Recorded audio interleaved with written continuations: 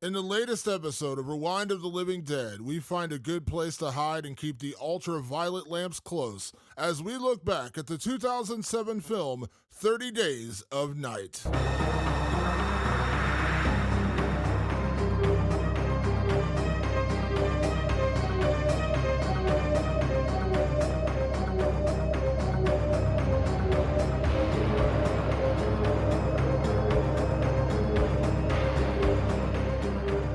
Welcome back to Rewind of the Living Dead. I'm Damon Martin.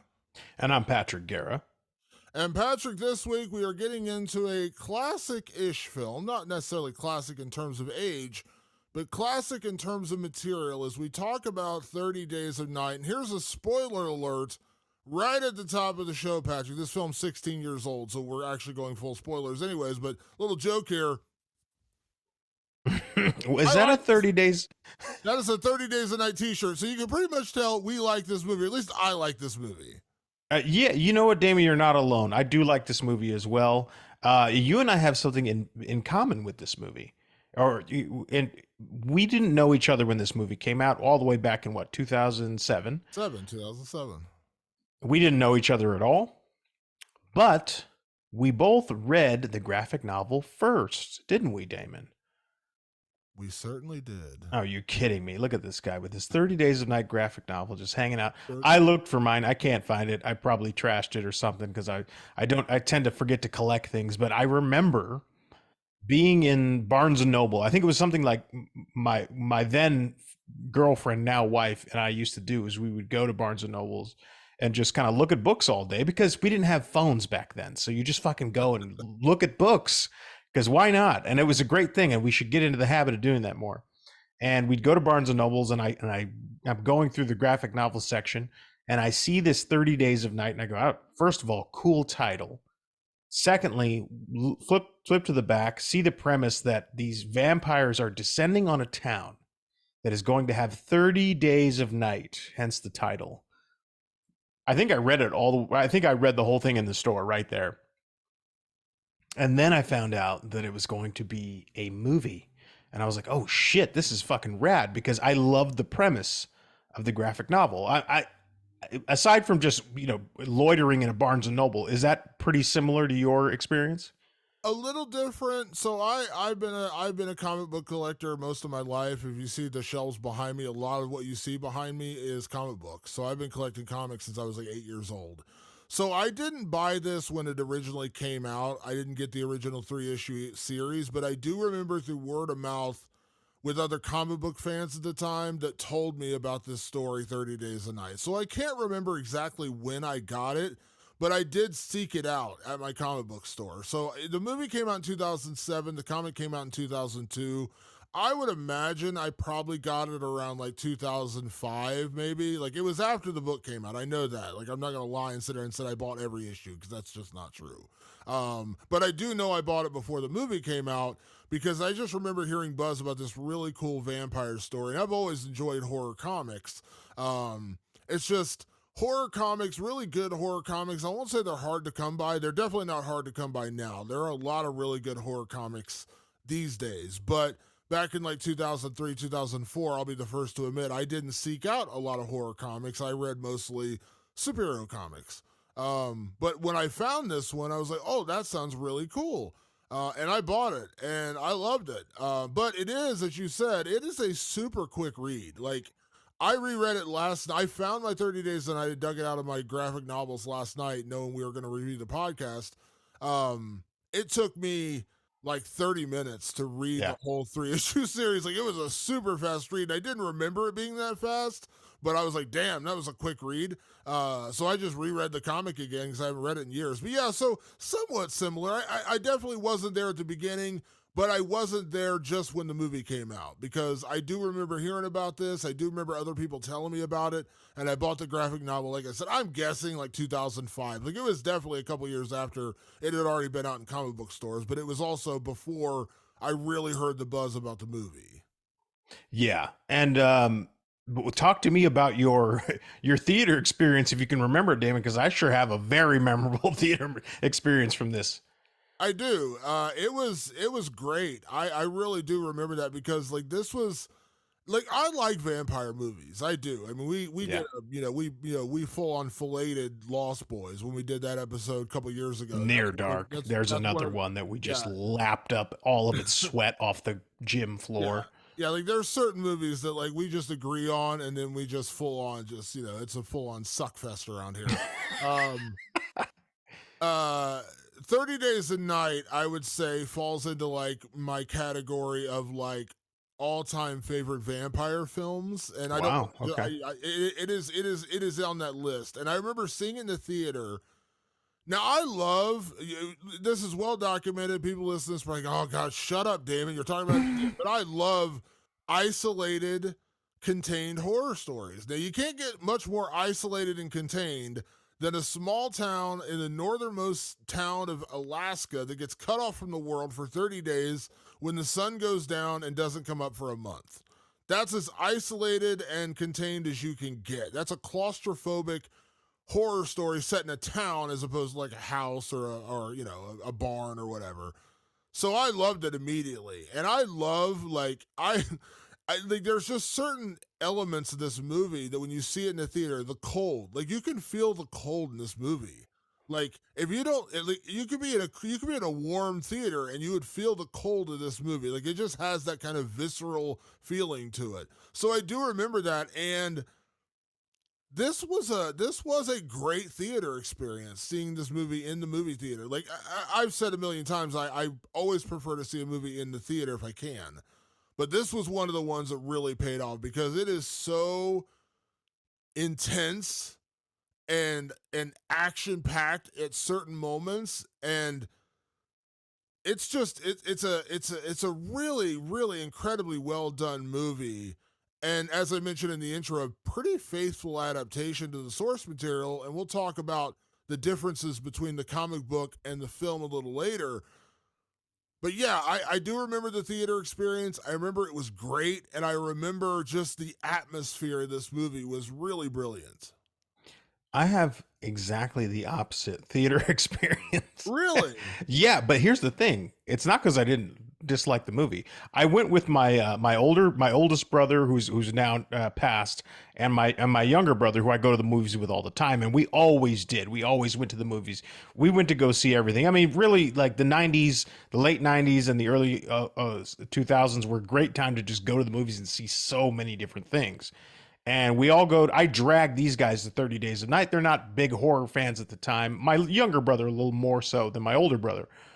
We get there, and there are just some incredibly obnoxious people in the audience who are laughing at everything and just not taking this movie seriously for whatever reason. Sometimes people come into a movie and it just hits them wrong, and there's kind of no way to course correct. I get that. Like you sort of just sit down with a movie and you go, man, I'm hating this from the jump.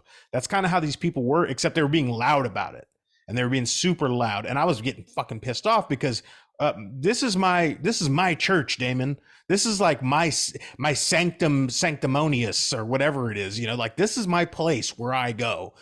When people are obnoxious in the movie theater, I get fucking irate. If you're listening to this and you talk in the movie theaters during the movie, I don't like you. I want to be very clear about that right now. Like you're not gonna, don't send me an email and don't at me and go, yeah, but nothing, but fuck yourself. How about that? It ruins a fucking experience. I didn't pay to hear your commentary. I really didn't. And my brothers, by the way, were fucking dying laughing because they knew how pissed I was during the movie. Oh no. But aside from all of that, aside from the fucking chaos of just trying to enjoy the movie, I was like, dude, this is a fucking cool vampire movie told from an angle that you don't often see. And I think about The Lost Boys. I think about Near Dark, two movies that we have reviewed before. It, I think a great vampire movie comes at it from an angle you haven't seen before. Because the weird thing about vampires in general is that we kind of, as a society, as the zeitgeist, we know vampire lore. Like almost everybody understands how vampires work. Almost everybody understands how Dracula works, whether you watch vampire movies or not. It's just something like we all kind of know. Like how McDonald's works. it's super weird like that. So it's nice to see a movie like 30 Days of Night that sort of tackles it from a new and interesting way. Yeah, there are certain like landmark films in these genres that really do stand out. You mentioned The Lost Boys, tackling it from like a teenage perspective and the cool, young, good-looking vampires. There's no old gothic, Yeah. sleeping in coffins lined with taffeta or anything like that. A different take on it. Near Dark is a western masquerading itself as a vampire movie. I mean, Right. it is a full-on western, and it is dark and foreboding, and but also really cool characters, like the way that Lance Henriksen is in that movie or the way that Bill Paxton is in that movie. It's a really cool movie.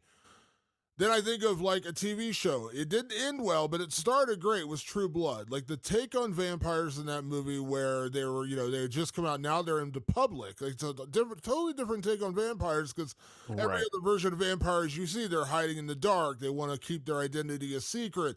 In True Blood, like the show, they're out in the open. Vampires are just part of the world now. And that was a really interesting take. And again, the show careened off of a ledge eventually, but the first couple seasons of that show were great. First couple 3 seasons were great. Um, I would say 30 Days a Night qualifies in that totally unique perspective on a vampire film, because while we've seen monstrous vampires and while we've seen, again, different takes on vampires, and again, when you talk about vampires, like vampirism, you said everyone knows the mythology in some form or fashion. We all know it. It's like the reason why James Gunn, who has taken over the DC film universe and he's making a new Superman movie, he said this is not going to be an origin story. We all know, everyone on Earth at this point who has any small familiarity with Superman knows his origin story. Same with Spider-Man. There's just Batman. There's certain Yeah. zeitgeist out there in the pop culture world that we just know it. Like it's ingrained in our history of pop culture. Everyone knows vampires. So when you can take a little different approach and come up with a unique movie or a unique take on vampires, it stands out. And that's what 30 Days a Night. Now let me point out first off, the premise That's immediately is big. brilliant. Because this is real. There are towns in Alaska where they stop getting sunlight for 30 days. Like, that's a real thing. This isn't a made up, like, phenomenon. Like, there are By really. the way, that actual town, it's not 30 Days of Night, it's 67 Days of Night. Just doesn't sound as cool. And there's the other flip of that, too, where there's there's a flip in Alaska where the town who has nothing but daylight. They did that in the movie Insomnia Great movie. with Robin Williams and Al Pacino. Pacino. Great movie. Yeah. Yeah. Great movie. Serial killer movie, and that's the one where it's all daytime. So this is a real thing. Like, this isn't. So immediately, credit to Steve Niles for coming up with the idea. Oh, there's a town with 30 days of darkness where they're shrouded in darkness for a month. Well, as you said, 67 days, but for the purposes of this movie, 30 days. What do vampires? What is universal about vampires throughout every story except the stupid freaking Twilight movies? Which, don't even get me started on that bullshit. Hey, unique take. There he goes. When Damon gets quiet, and for the YouTubers, you'll notice, like, I'll say something like that, and then Damon just drifts off. He drifts. That's the murderous rage trying to settle itself. Let's not go there. Yeah, but like, what's universal? They all are terrified or get killed by the sunlight, the daylight. Right. That's a universal trait of vampires, real vampires, not the stupid sparkly ones. So immediately, he had the brilliance. It's not like he's the first guy to know there's a town in Alaska where they don't have sunlight, but he's the first guy to think, oh, what would that be? That'd be a feeding ground for vampires. Like, that would be an absolute just smorgasbord for vampires. And so for him to then take those two elements and put them together, utterly brilliant right out of the gate. So not only are we talking about like the vampire story, the premise of the story is brilliant. Like, let's not even go any further than that. The premise of the story is brilliant. And then to add the element of these animalistic, almost just savage, they teeter a very thin line between human, like they still have some humanity to them in terms of talking, speaking, and they're human form. They're not like some monstrous like spider like creature or anything like that. Like they're a human form, but they teeter that line between like human and animal. You know what I mean? Right. Like they have cognitive thinking. Like they They're plan philosophical.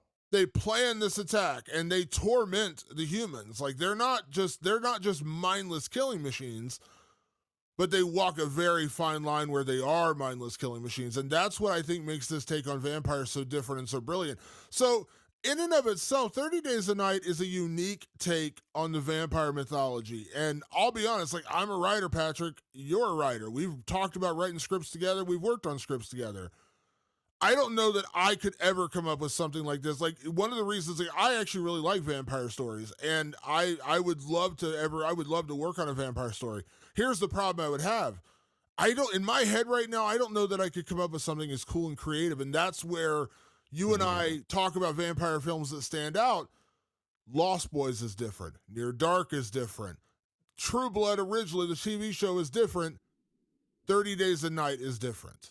Yeah, you got to come at it from a new angle, and this movie definitely does that. And you talk about just the idea of these sort of animalistic vampires. The movie opens up obviously with this very ominous large freighter or ship of some sort off the waters of this frozen town, and a guy walking into town. It almost kind of reminded me of The Thing a little bit, like there was some like Thing imagery to it, and this guy walking into this town, and all of a sudden things in the town are going wrong right as the sun is about to set for 30 days. I wonder what's going on. Like, not hard to figure out. Like, they kind of start getting into it. They hit the ground running, and the minute the sun sets, boy, this gang of this like pack of wolves of vampires descend on this town and just they massacre this fucking town. But what's interesting about the townsfolk, which, by the way, Josh Hartnett is our star, plays Eben Olison, and Melissa George is his soon-to-be ex-wife, Stella. Um, the townsfolk, you don't really get to know them because you basically jump in on the day the sun is setting, and the day they get attacked is the same exact day. So it's kind of like this hit the ground running world, but everything, the people of Barrow, Alaska, where this takes place, and the vampires themselves, it all feels very lived in. Marlowe, played by Danny Houston, is the head vampire.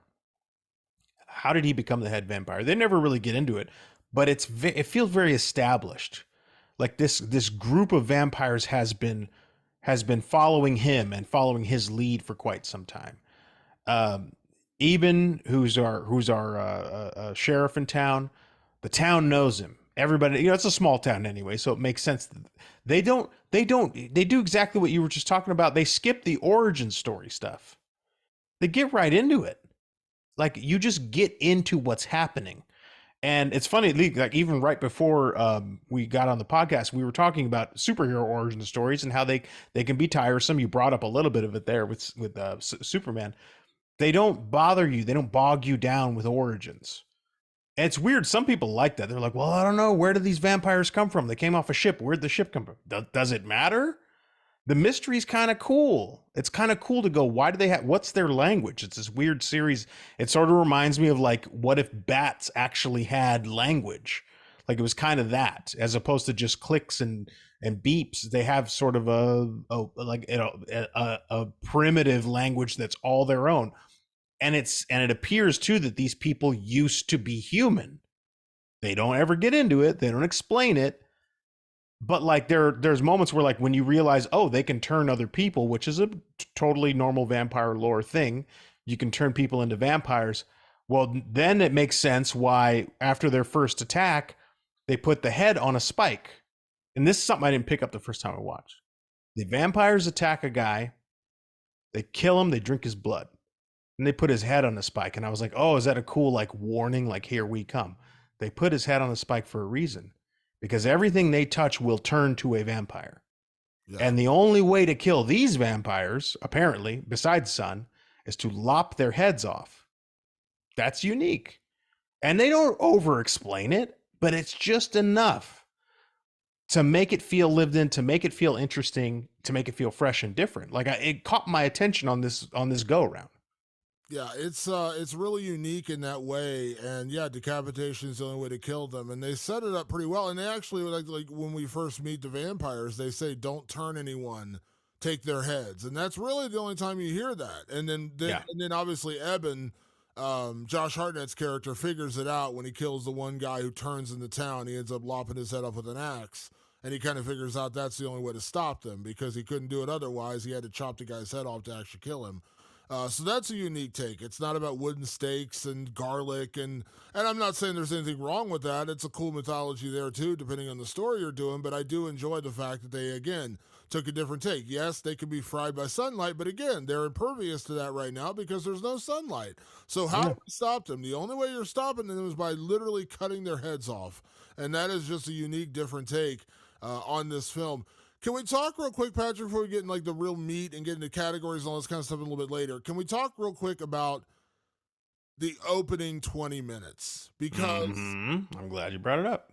the opening 20 minutes of this film, I'm not going to rank it and say, oh, this is like top 10 all time or whatever. But in terms of setup, like horror movie setups, now there are some horror movies that just hit the ground, like they give you a great opening scene, a great kill that sets the stage for the movie. And I love plenty of those movies. Don't get me like I absolutely love some of those movies.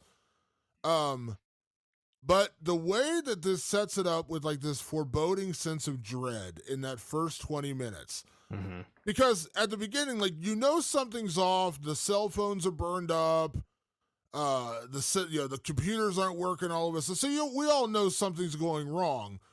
But this town is already cut off in so many ways. Like it's not like if they had computers, they would just suddenly have like like they would just have like a fleet of people coming in to see it. Like they're Right. already like when Stella, her she gets into a car accident, she doesn't get to the plane on time. She's stuck there for 30 days. Like she knows she's stuck there. Like there's no getting out. So they're already isolated.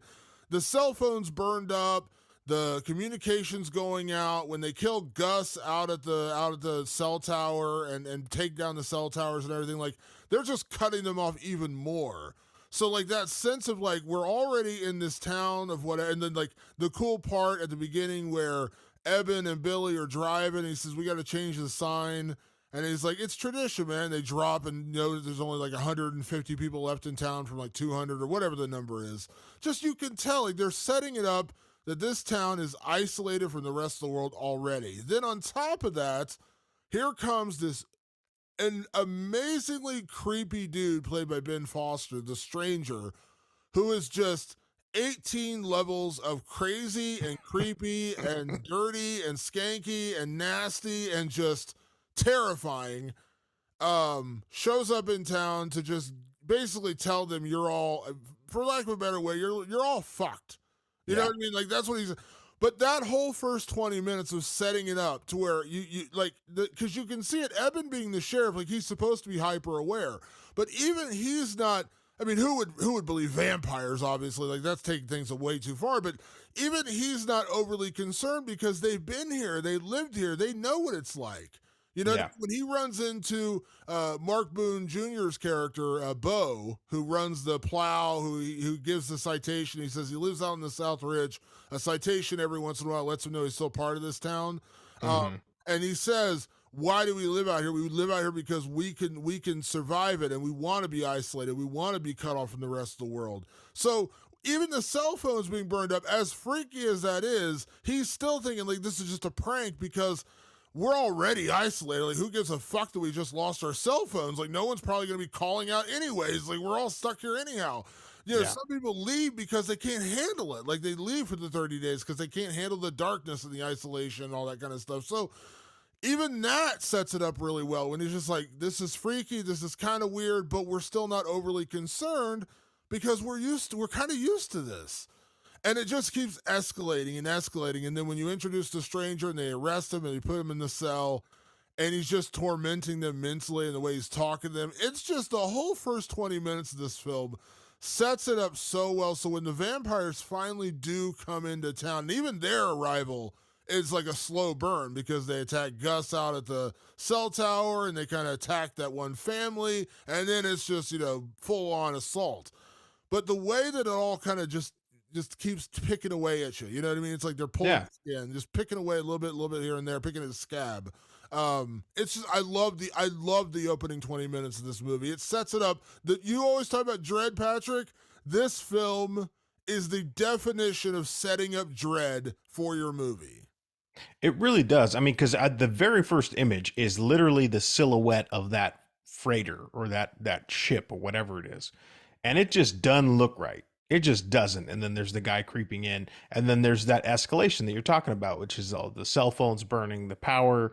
Things are starting to be cut off. If you're somebody who came into this movie having never read the graphic novel or having any idea what was really going to happen, it is sort of like a mystery at first. You're sort of like, well, I don't know quite what's happening here. Like, I don't like something's wrong, but what is wrong? And boy, when it goes wrong, Damon, here's what I appreciate about this movie. Obviously you spend your time with the perspective of Eben and his close knit people that he's there with. They are they are so discombobulated and unprepared for what actually hits them. They are sort of survivalists. I mean, there's no roads that actually lead out of Barrow. You got to fly out of Barrow. So they're comfortable with the idea of being cut off. That's not their problem. Their problem is they've never faced down vampires, a whole horde of them, and it shows in this movie. They get slaughtered on that first night. That when that night hits, they have no chance at first. They have to run and hide. It's exactly what they do. They're just like, we are so fucked. Like the best thing to do is just go run and hide in an attic. The few of us that can gather together and just get the fuck out of here. We are getting fucking slaughtered. And then the movie from that point progresses as like sort of like these time jumps from, I can't remember if it's like 10 days, 2 weeks. Days. It's like So, 7 days and 2 weeks and 21 days. They need to do it in like 7 day increments, I think. yeah. And the only thing I bump up against is that the main group, Eben and Stella and the people that are holed up, they don't look like they've been holed up for 30 days by the end of the movie. Like Stella's hair is just like a little too fresh and all. It's like everybody's looking a little too fresh for 30 days of being holed up while the vampires are attacking them. But otherwise, that's kind of how they go about this. Like, and then they use their knowledge of this very, very treacherous land to hatch a plan, which is there's a blizzard coming. We'll use the blizzard to get out because they cannot leave this house. The vampires are hoping that they step outside because they know they have no shot if they're out in the open. So they wait for the blizzard to come. They make it to the local store. It's kind of like almost like a zombie, apocalypse type situation where they have to find some supplies and figure out a plan of attack. And I think they need to get to the generator, right, to turn on to get some light. The utilidor. They're trying to get there to survive for the last part of the thing because there's power there, security there, and they're trying to get there because it's probably the best chance they have to survive these last these last few days before daylight returns is what they're trying to get to. So yeah. Yeah, and there's these little escalations. Like one of the guys, his dad has dementia, and so the dad tries to escape the house that they are holding up in really well. But at one point, he gets free and all hell breaks loose. So this movie, like on one end, is very much a cool take on a vampire movie, and on the other end, it's like almost a very familiar zombie apocalypse movie. Like super weird how that works. Yeah. So before we get to anything else, I do want to talk because we mentioned it earlier. This is based upon the original graphic novel or comic books 30 Days a Night by Steve Niles and Ben Tibblesmith. So I thought now would be a good time to talk about the differences between the film and the comic book because I imagine a lot of people who are listening to this maybe have seen 30 Days a Night or are going to see 30 Days a Night and maybe haven't read the comic, and that's totally okay. So I want to kind of lay out some of the differences between the comic and the movie so you understand the differences. Now, let's just start with the premise. The premise is exactly the same. The town of Barrow, Alaska is cut off from the world and vampires come there and attack because there's no daylight. They have free reign to eat and draw blood from everybody in town. That's all exactly the same. Now, the biggest difference in terms of the characters Eben and Stella in the comic book are actually still very happily married. They're not Mhm. separated. They're not at odds with each other. They're certainly not teetering on divorce. They're very much a happy married couple. Now, the stranger coming into town, burning the cell phones, that's all the same. The biggest difference in terms of the characters in 30 Days a Night, the comic book, versus 30 Days a Night, the movie, is there are no side characters. There are characters who are in 30 Days a Night, the comic book, but Eben and Stella are really our only two main characters we really get intimate and feel like we spend a lot of time with. There is no Jake. There is no Grandma Helen. There is a Billy. There is a deputy and things like that. We do see that. We also get the sense that Eben and Stella are a little older. It seems like they're maybe in their 30s or maybe early 40s versus they seem like late 20s, early 30s, maybe mid Yeah, 30s. barely 30s. Very, very young in this movie. Now, the biggest difference between the comic book and the movie is the vampires themselves, because in the comic book, the vampires, while they are still very animalistic and very ferocious, they are also a lot more human. They speak English, they talk, they're very cognizant of what they're doing. There is one part where you actually see communications and emails where the vampires are emailing each other to like Yeah. plot this attack. So it's a lot more, human element to the vampires. And also Marlowe, the lead vampire in this movie played by Danny Houston, in the comic book, Marlowe is the leader of this gang of vampires, but the head vampire, the main vampire, the ancient vampire, is a guy named Vicente, and they try to reach out to Vicente to get him to come because Marlowe has this tremendous idea to attack this town of Barrow and have a feast for 30 days. When Vicente finally shows up in town, he's pissed off because he thinks Marlowe is making a huge mistake because he's risking exposure. Because all throughout history, the vampires have been hunted and killed by humans when they've actually been discovered. So now vampires live in very small bands and they stay hidden so they're not discovered. And so Vicente shows up and wrecks house and actually kills Marlowe in the comics and basically says, "You're an idiot. You're a moron for doing this. We're going to burn this town down so no one knows we are here." So in the show where they burn down the town to cover their track, or in the movie they burn down the town to cover their tracks. They do that in the comic book as well, but it's the same. It is ultimately the same purpose, which is to cover their tracks to prove they were never there. In the comics, it's because Vicente shows up and says, "Marlowe, you're an idiot. What are you doing launching this attack?" The other small element that is different between the comic books and the movies is there is a vampire hunter element to the comic books, whereas there's a woman we meet in New Orleans, and we believe it's her son, who she sends to Barrow, who's in a helicopter taking photos of the vampires attacking. He's not meant to intercede, he's not meant to intervene whatsoever. He's just to basically take proof vampires exist. The whole point of that storyline is actually carried on into the sequel in the comic book, because there are a lot of 30 Days a Night comics that carry on beyond this original 3-issue series. That little vampire hunter sect ends up playing a major part in Dark Days, I believe is the sequel. But in Yeah. the comic, the guy who shows up in a helicopter and then Vicente and Marlowe kill him in the helicopter crashes. But that's another element that is just weirdly in there, and you can tell it's being set up for a sequel. Whereas in the movie, they didn't really need that element, and I'm kind of glad they didn't put it in there. So those are the major differences between the movie. The premise is the same. A lot of the main characters are the same. Marlowe's there, Stella's there, Eben's there, Eben is there. So you mean Stella? They're all there. But a lot of the side characters aren't. A lot of the plot development is different, and the main thing is the vampire differences, which is this is like an orchestrated attack through email on the comic book. Obviously, the movie is not like that. So those are the major differences between 30 Days a Night, the movie, and 30 Days a Night, the comic book. And it's funny, like all these differences, I can see why they were made, except for one. I don't understand why they bothered with the whole divorce thing with Stella and Eben. It doesn't really matter in the movie, and I think that's, maybe it was just the time they were like, oh yeah, that's her reason for leaving, because she doesn't want to be here anymore. Well, her reason for leaving could be like any other person, be like, you know what, I don't like being here when it's fucking dark for 30 days. Like, it didn't add anything to it. Like, I guess, like, oh, there's a little bit like they come together when the shit hits the fan, they come together immediately and there's no issues after that. So it's like I didn't really need that. It didn't help the movie. If anything, it's like slowed it down to even have them have little talks about that stuff. But then you mentioned like, all the little subplotting and stuff with the vampires. I'm glad they got rid of that.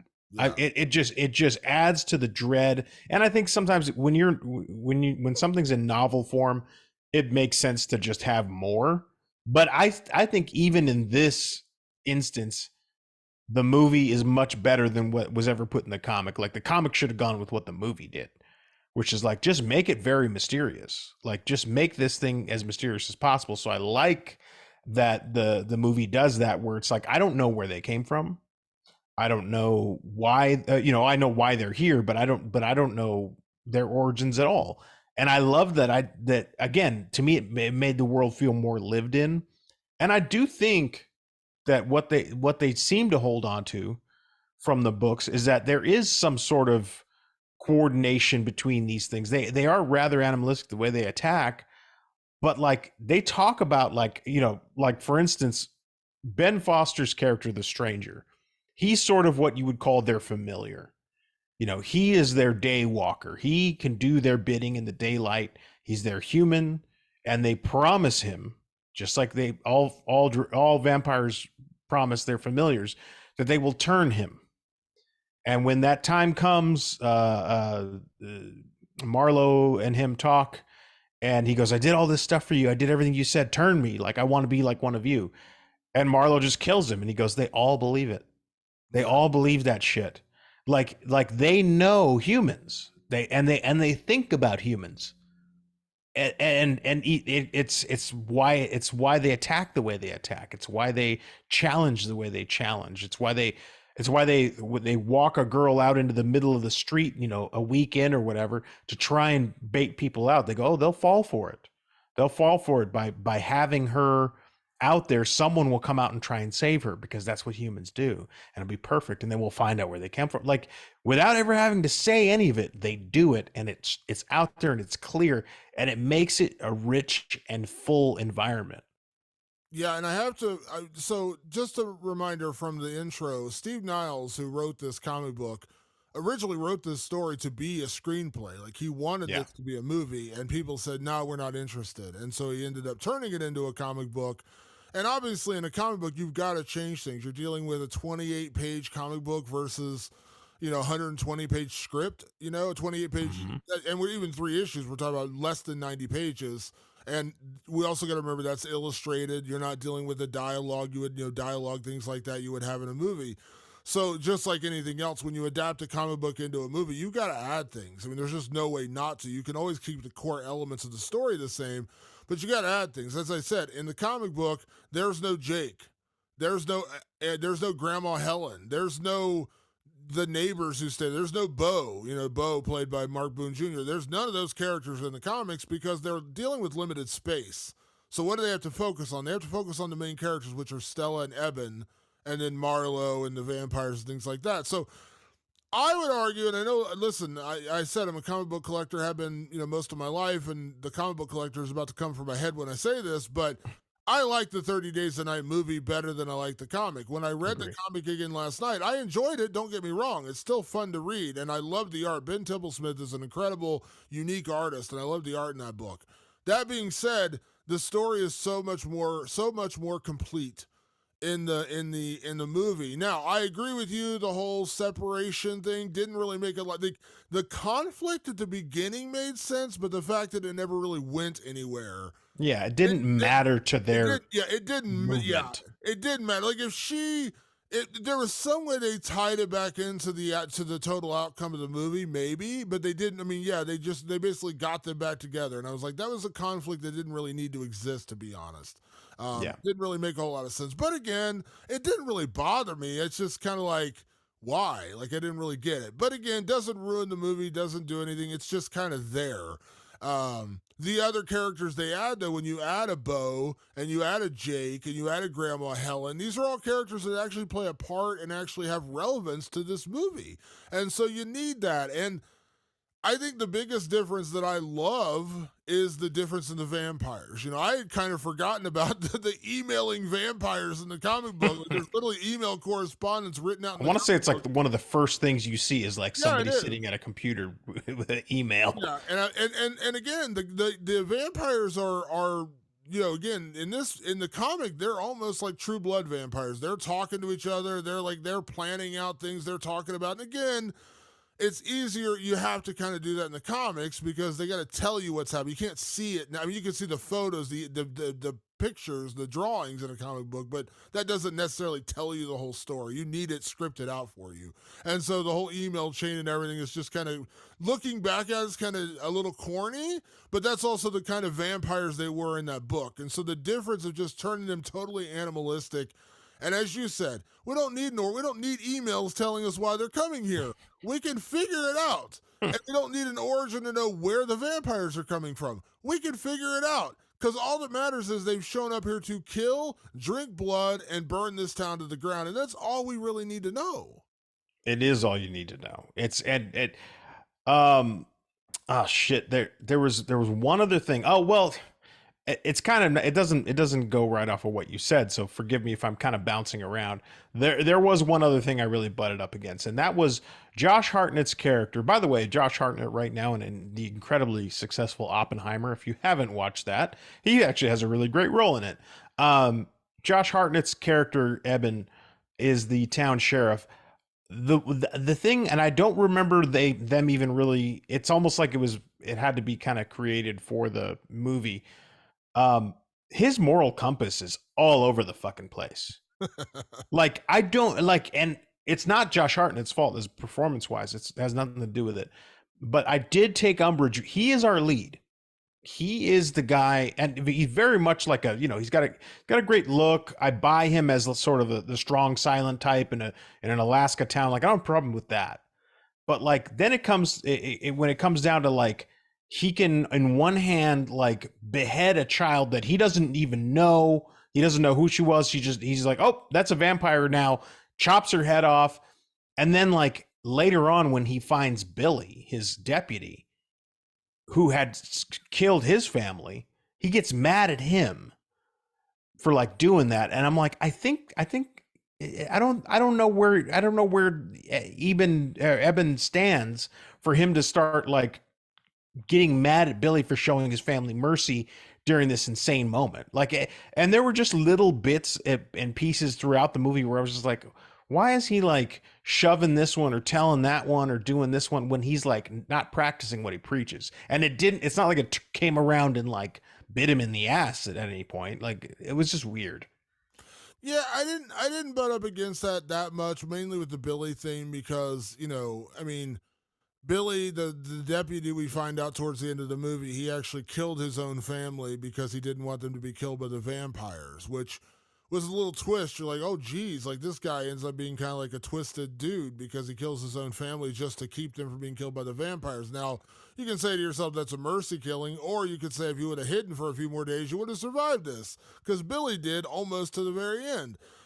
So I kind of understand that because as you said, Evan doesn't know the girl, so she's turned into a vampire. He knows, like, because after he deals with, was it Dave? Is that the guy's name that he deals with? Yeah, I think so. He pulls out from under the house, and he's like trying to save him, and then he realizes he got bitten or he got scratched, and he's become a vampire, and so he has to kill him. I think at that point he's just kind of like of the mindset that like if they're a vampire, they're not coming back. Like there's no, Yeah. throw some holy water on them and they transform back into themselves. They're now creatures of the night coming for blood. And so I think that's the difference in the moral, not to explain the moral compass, but more of like why the girl had to go and why he's just pissed off at Billy, because Billy's family didn't turn. He just killed them as like in his head, a mercy killing to prevent them from being slaughtered by the vampires, which, in that I said this to my girlfriend watching it the other night. I said, Billy killing his family, and then like it was on day 27 or whatever when they found Billy. I'm like, this kind of reminds me a little bit of The Mist, where I'm like, Yeah. you offed your family, and like you actually may have made it. So yeah, like I kind of get it, but I do see where you're coming from. But In that regard, it didn't really butt too much heads. But then again, like I said, when you're in an insane situation, you do make some insane choices. So I'm not, in Eben's place. I don't know that I would do much different. So I kind of get it. And again, you're in an extreme situation. So yeah, I guess I just kind of like, yeah, you kind of roll with the punches when you're dealing with bloodthirsty vampires. You roll with something, you'd be like, holy shit, what the Yeah. fuck's going on?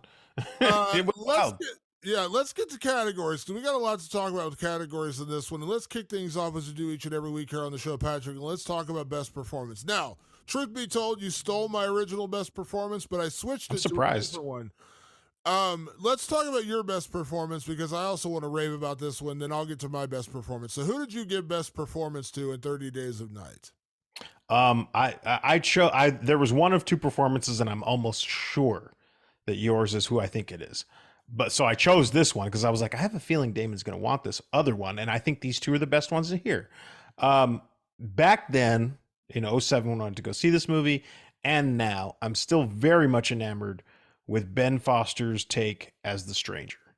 I loved the stranger in the comic book. I thought it was a cool idea. And back then I didn't have as much of a familiarity with the idea of the familiar as I do these days. It's become that another element of vampire lore that I understand much better than I ever did. Ben Foster is so fucking creepy in this movie, and he's a fucking fantastic actor. It's weird that like he isn't like nominated for more stuff. I don't like he doesn't get the biggest and juiciest roles, but he is a motherfucking scene stealer. Like that's just his job. You need a scene stolen, hire Ben Foster. He comes in weird as all get out, and knowing Ben Foster, he probably scabbed himself up and put coal in his teeth or whatever. Like I know this guy goes to the edge every time he performs, and it shows with the stranger. Even though he's this like little twerpy kind of guy, like you can tell he's got all this bravado in him because he knows what's coming. He's this herald for this darkness that's coming their way. And he fucking embodies it so well. So anytime he was on screen, I was just magnetized to him. Yeah. Ben Foster, to me, is one of the most underrated actors in Hollywood. I love Ben Foster. Everything he's been in, I enjoy. And the reason why, like, not to say that the one I pick as best performance in a moment here, that I didn't like the performance, I loved it. One of the reasons I was going to pick The Stranger is because I wanted to highlight Ben Foster because Yeah. I like Ben Foster. I just watched Alpha Dog a couple Mm-hmm. nights ago. It's not the best. It's not. It's a decent movie.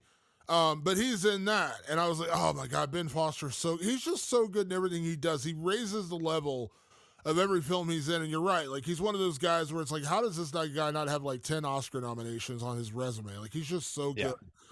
He sets the stage so perfectly. When I talk about that opening 20 minutes, that's Ben Foster.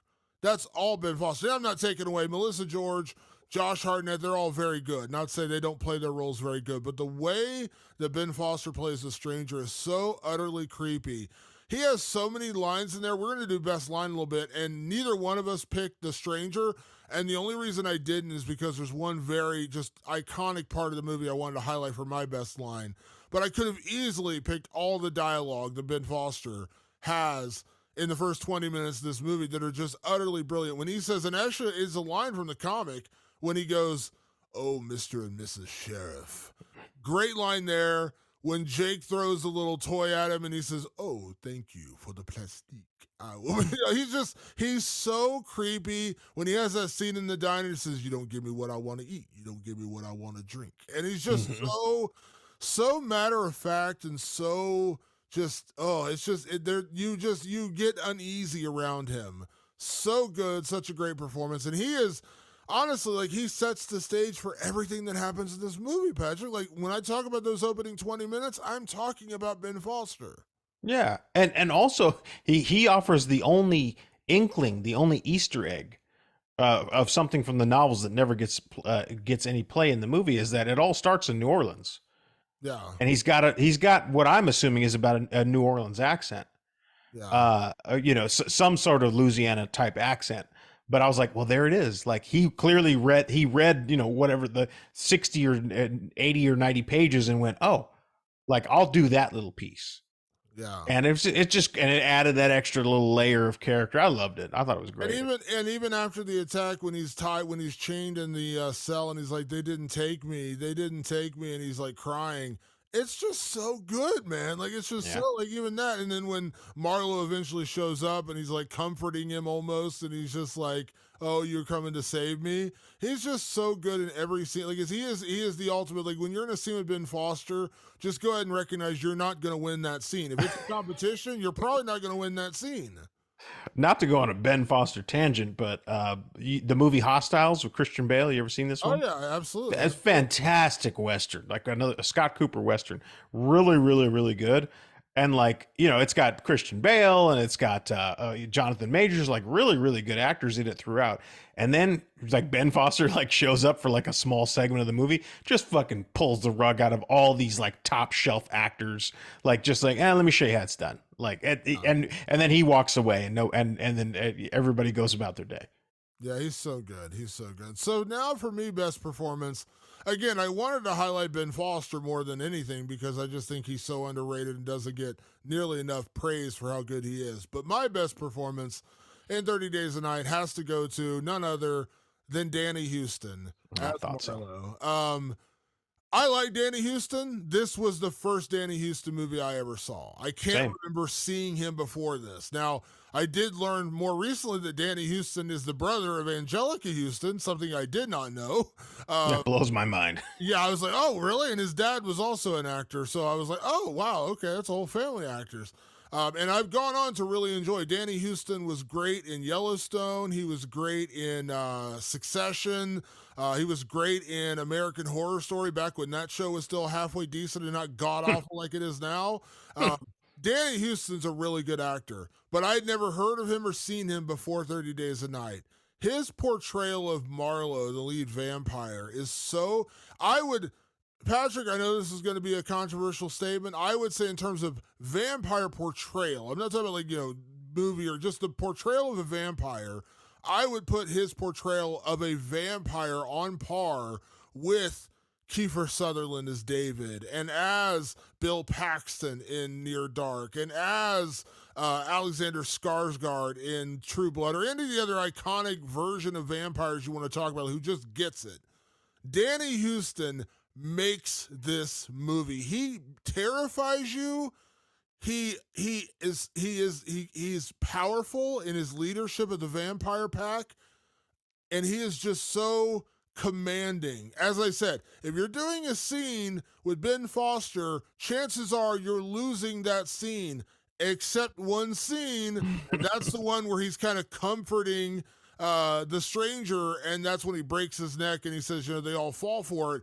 That's like the mega powers collide. That's Hulk Hogan and Macho Man, or Hulk Yeah. Hogan and the Ultimate Warrior, like going at it. That's just two incredible actors at the peak of their primes in that scene. Danny Houston is iconic in this movie. Absolutely. I was in my research leading up to this show, I found a review from late great Roger Ebert, who's probably one of the only like film critics that I really always wanted to hear his opinion, and I didn't even necessarily agree with him every time. He didn't love this movie, and I don't think he was ever a big horror guy to begin with.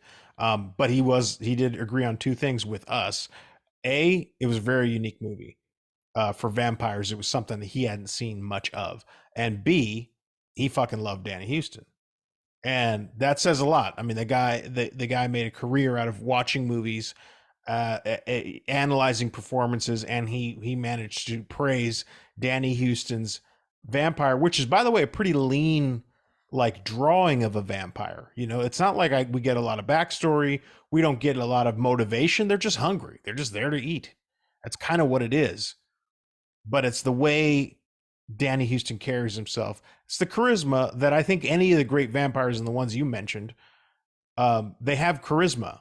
There's some weird, dark, nasty charisma to Danny Houston's Marlowe.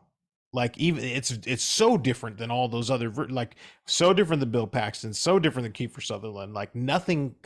Those were fun vampires you kind of wanted to hang out with. You kind of wanted to know. Yeah. Danny Houston's, you don't want to get anywhere near that motherfucker. He seems like a fucking problem. And that's a whole different way to play it. It's almost like he's almost like the head gangster. Like, you know, you're in trouble with all these small time gangsters, but all of a sudden they fucking part the Red Sea when the big boss comes through. Yeah. That's, you know, Tony Soprano just walked in the room. That's what Danny Houston brought to this character without even having to say much. But he does have great lines. It seems like every time he does talk, it's something cool and something relevant. Well, it's also what I also love about his performances is I mentioned in the comics, like they're actually like full on just English speaking vampires. Like they're Yeah. creepy and everything, but and they're still very animalistic in the way they attack and brutalize the humans. But they're just like talking to each other and they're emailing each other and stuff. So there's a much more human element to those. They take all that away. Like Yeah. they all speak their own weird, twisted vampire language, and then they have a couple of words of English spattered throughout the movie. But to actually take that and get across in the movie, like the scene when they're attacking the family, and it's iconic scene. It's also in the trailer when Danny Houston puts his finger on the record player and it plays. Mm-hmm. Just so creepy and just it's just so like you can just feel the dread in that moment of like the fear that this family is feeling. And when he attacks the guy in that scene, it's just like you see the ferocity in his eyes and the hunger in his eyes. It's just like it's chilling. It's a chilling performance. Yeah. Again, he has the least amount of backstory that you can give to any of these characters, and he has the thinnest of motivation, which is to eat. But he somehow manages to be as charismatic and as you know, as gravity, you know, like he's this black hole of just like, I can't keep my eyes off this guy. Like Yeah. he's incredible. So let's roll right into our next category, which is favorite character, because I have a feeling you're going to continue praising Danny Houston and his character here in just a second. Yeah.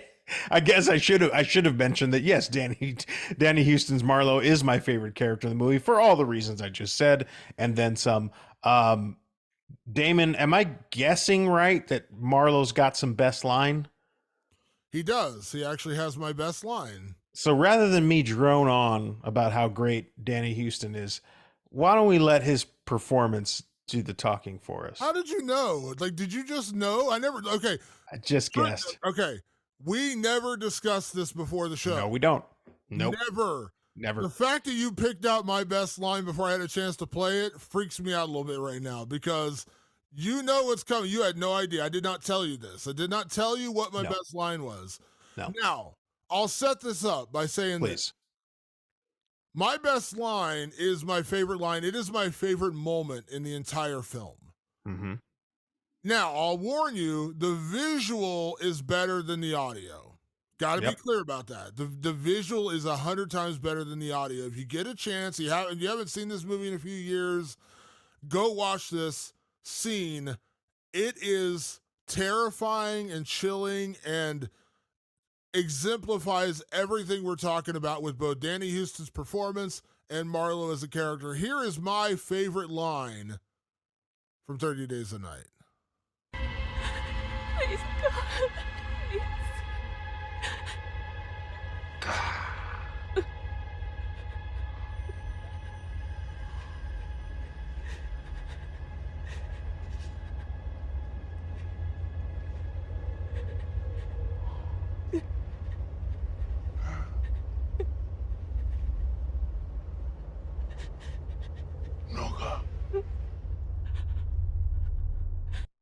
Gets me. You knew it was coming. How did you know? How did you know? I have a theory.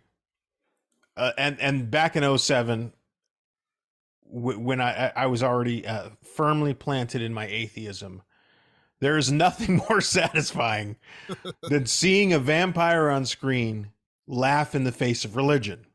Yeah, like it's because you know the time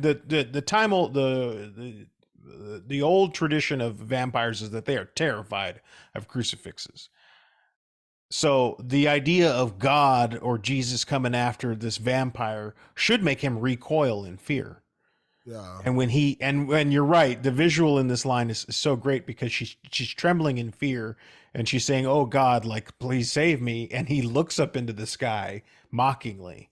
And when he And says it, he says God, and God, he looks around the sky. He just keeps looking around, like waiting. Wait, that's why like the big pause. That's why I said you got to see the visual of this. yeah, Looks around, keeps looks around, then finally looks back at her, just haunting eyes, and he goes, "No God." yeah, and it's just and my 2007 edgelord atheist self was just like, "Fuck yeah, bro, that's what I'm fucking talking about." I've softened since then. Okay, I've matured. Enjoy your religion, keep it to yourself, but enjoy it. I don't care. But that line sticks in every atheist's head. I promise.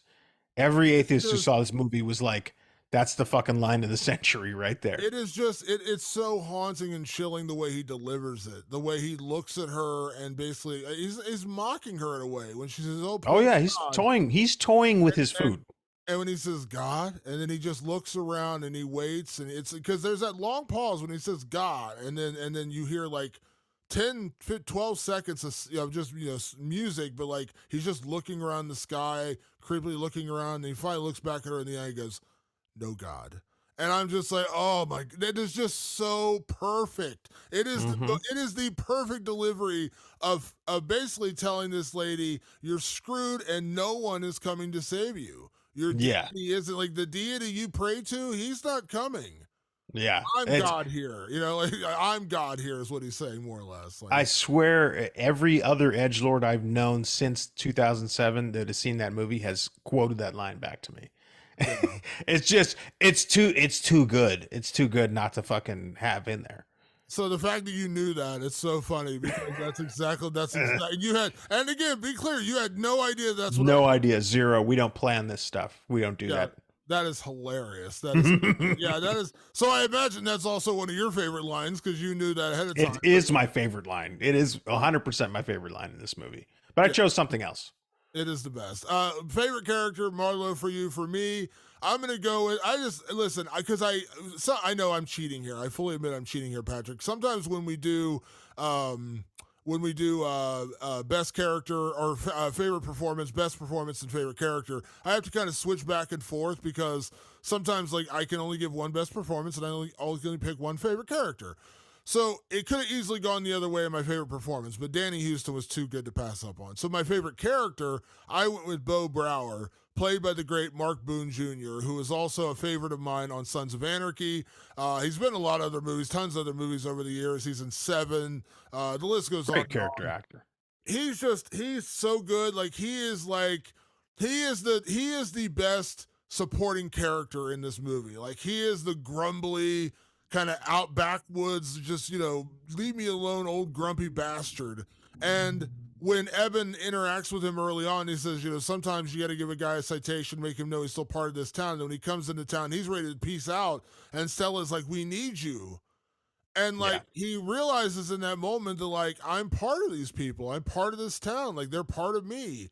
And then his scene going out epic with the giant tractor and just mowing through vampires. And then The he tries to tractor kill. chainsaw massacre. Yeah, and then he tries to blow everything up, but he somehow, which by the way, that's if I had one, like if I bumped heads against any part of this movie, it's the fact that he blows up a box full of dynamite right below his nuts, and yet somehow he survives. I was like, what the hell? It's in my notes. I said, Yeah. "What in the ever loving shit?" Yeah. How, there's no way he survives. No. He's standing right in front of a box of dynamite, Now to and be he fair, just flies in the air and flies backwards. I go, "Nah, come on, you now to guys." be fair, Marlowe stepping on his head to kill him is a cool kill. Yeah, but it I'm like, how in the hell did he survive? Like he was literally standing on the box of dynamite. he would have been red mist. Like there was Yeah. nothing left of him. But It's funny. It was in my notes. But in terms of character, I liked Bo. I thought he was like again. He's the kind of like he's just the kind of the character I don't always gravitate towards the buff hero being Josh Hartnett in this movie. I kind of Yeah. gravitate towards the grumbly old bastard who's just like leave me be. I'm gonna do my way, and then he kind of comes out and clears house at the end of the movie. So I like Bo.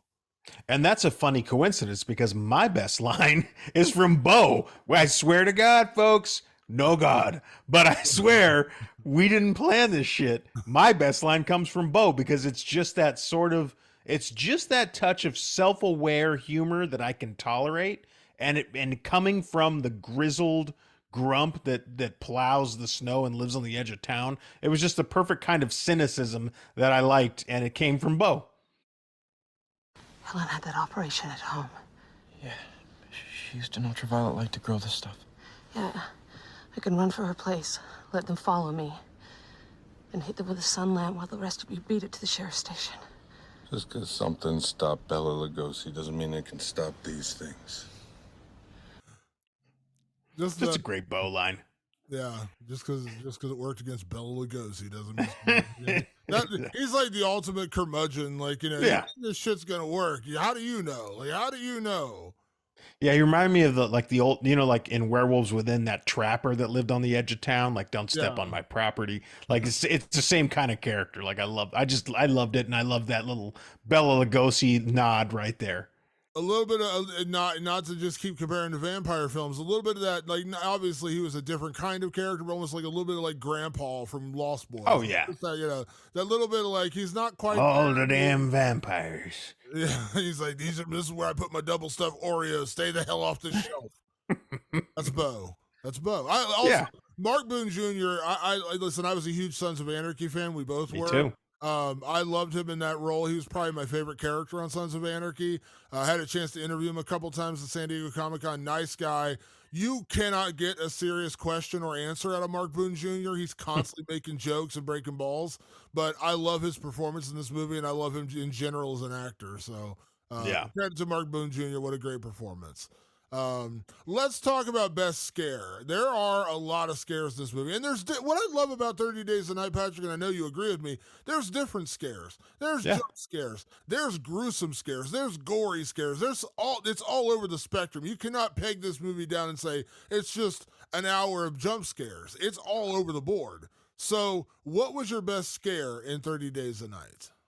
My best scare happens pretty quick in the movie when the first kind of actual vampire attack happens.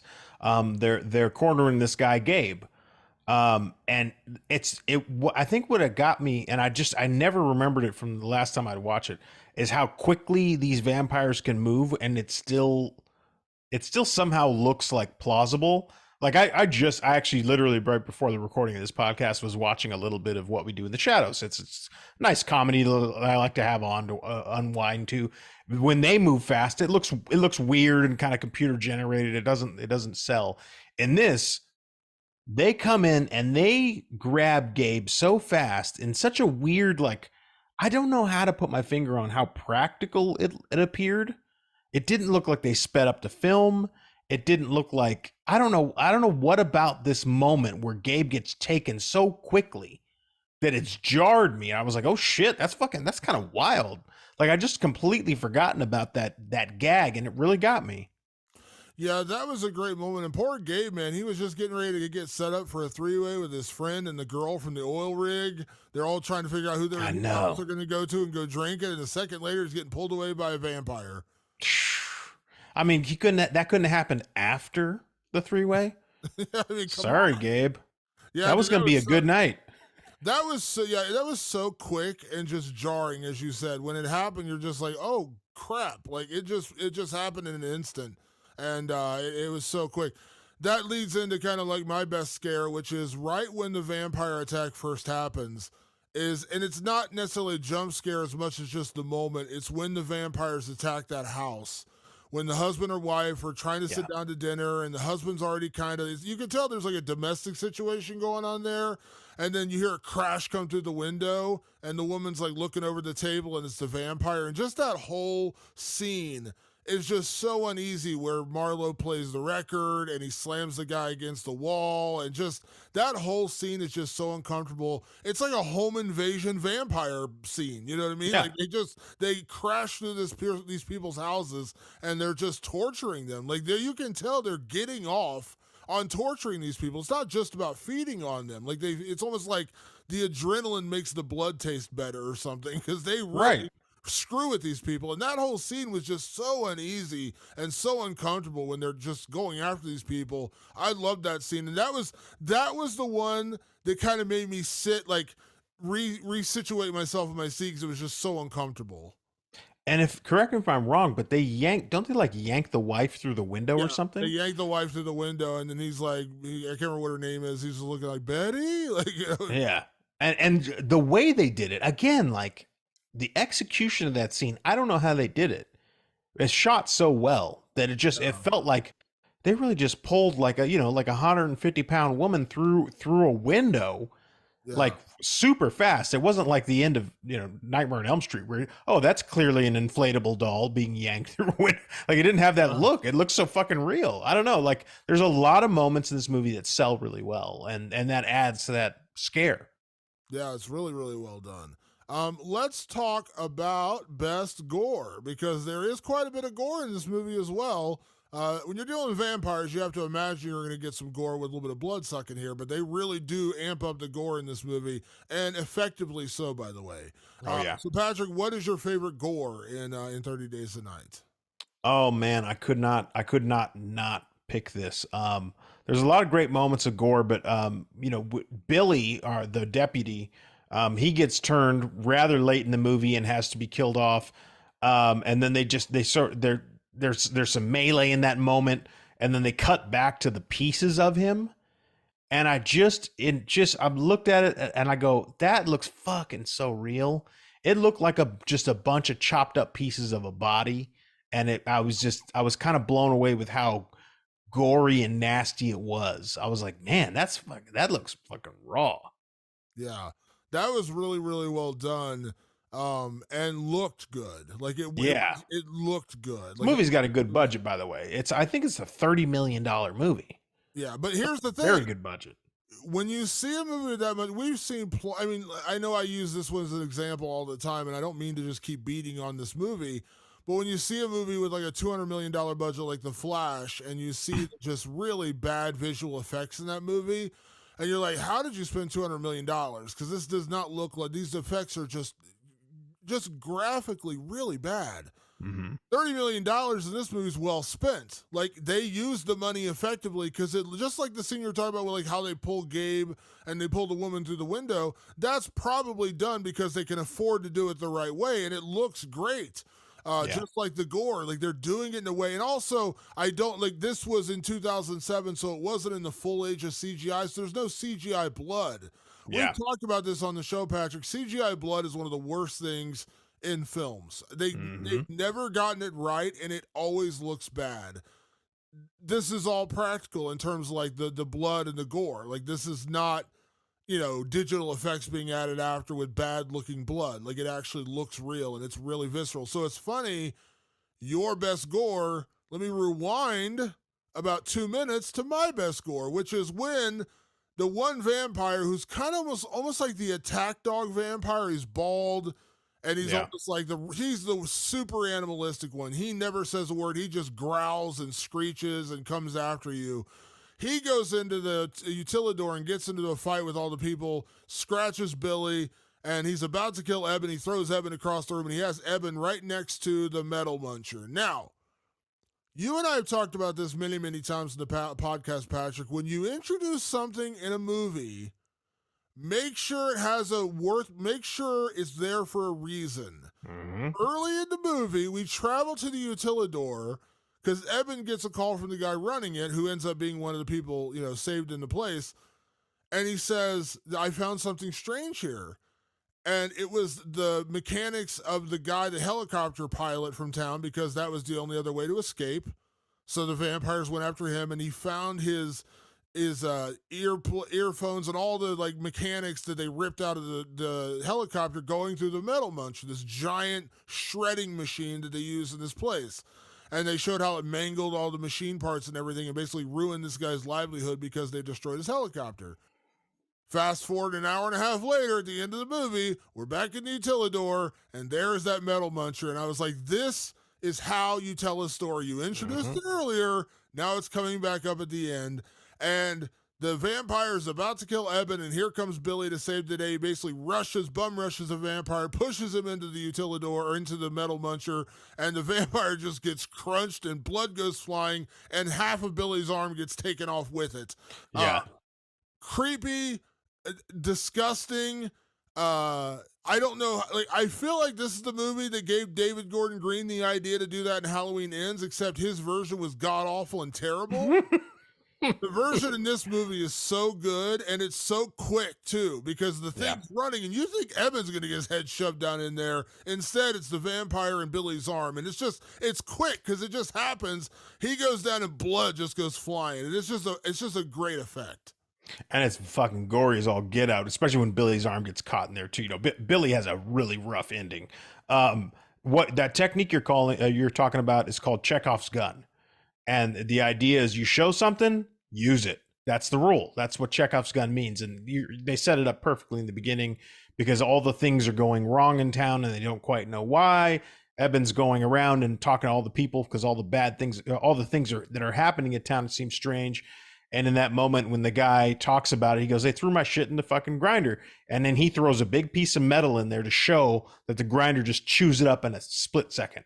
So if it can do that to metal, imagine what it's going to do to flesh and bone. And then it does. It pays off later. You're going to see it later, and boy, does it.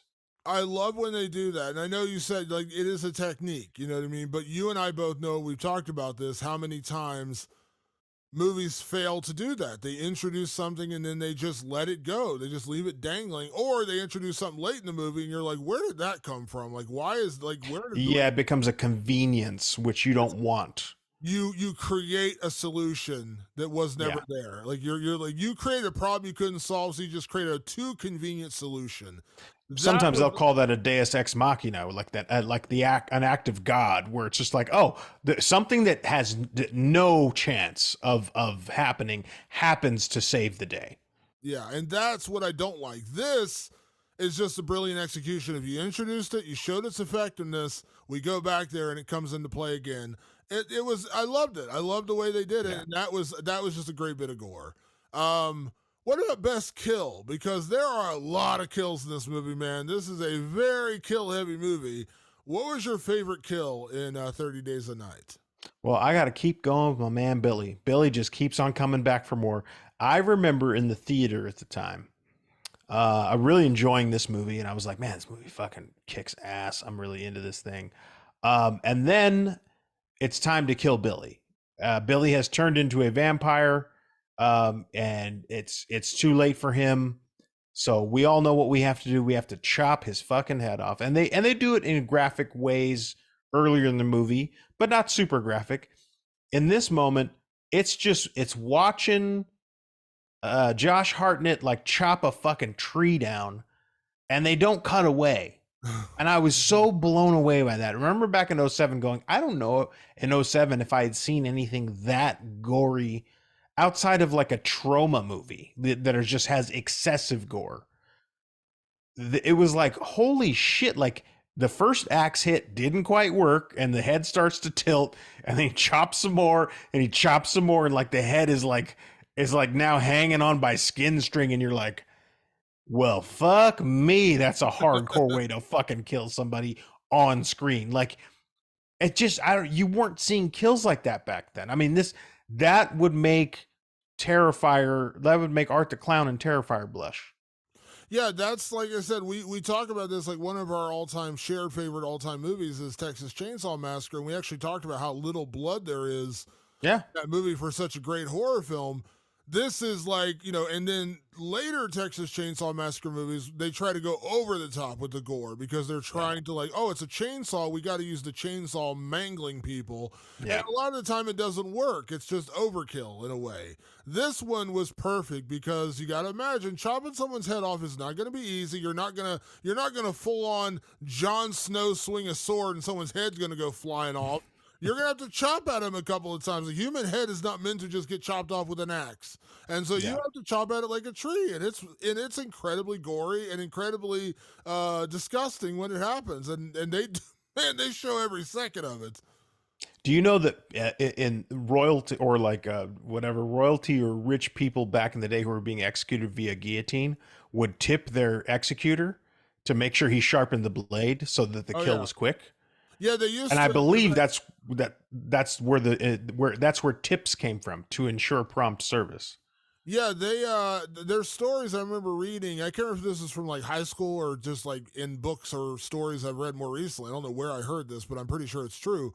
That when poor people or people who would get put in the guillotine, they would dull the blade almost as like a torture device to like laugh and mock the people who were getting beheaded Yeah, because it was a show at the time. yeah, it wouldn't work on the first chop. Like it would not completely kill them, and so they'd have to do it a couple of times.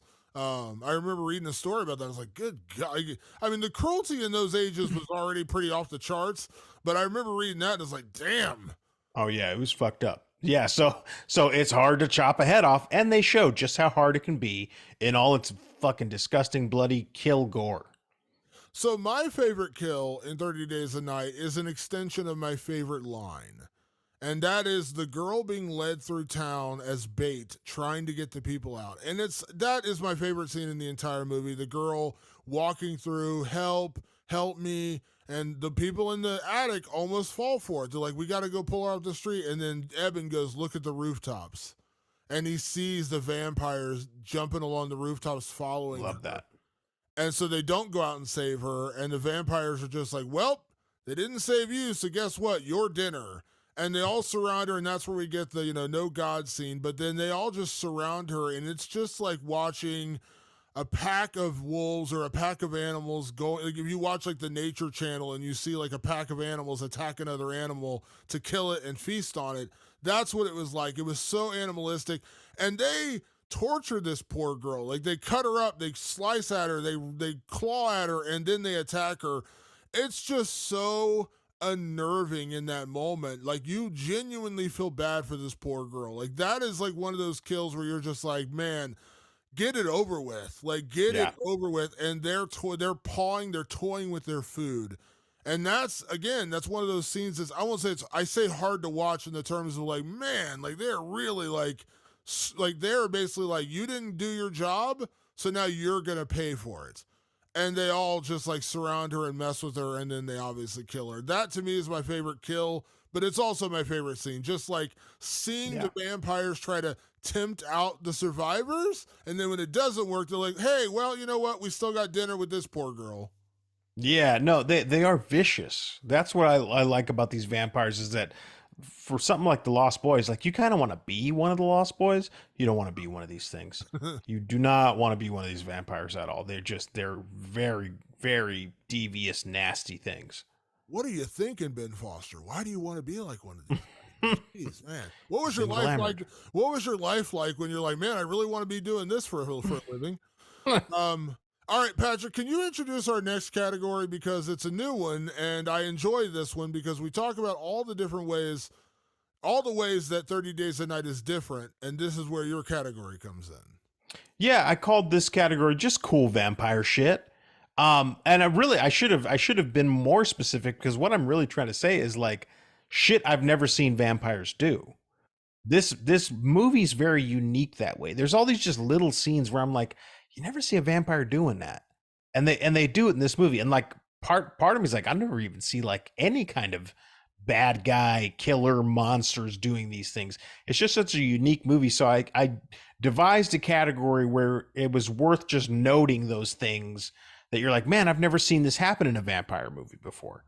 And my pick was that they're kind of possessed. And what you learn is that you can be turned, much like you can be turned into a zombie.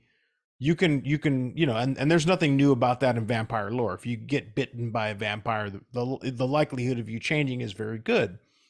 But there's this weird thing that happens to them. Like they become sort of animalistic a little bit. We talked about that, but also they kind of get crazy, like in a really weird way. And you see it with a couple of townsfolk who get turned.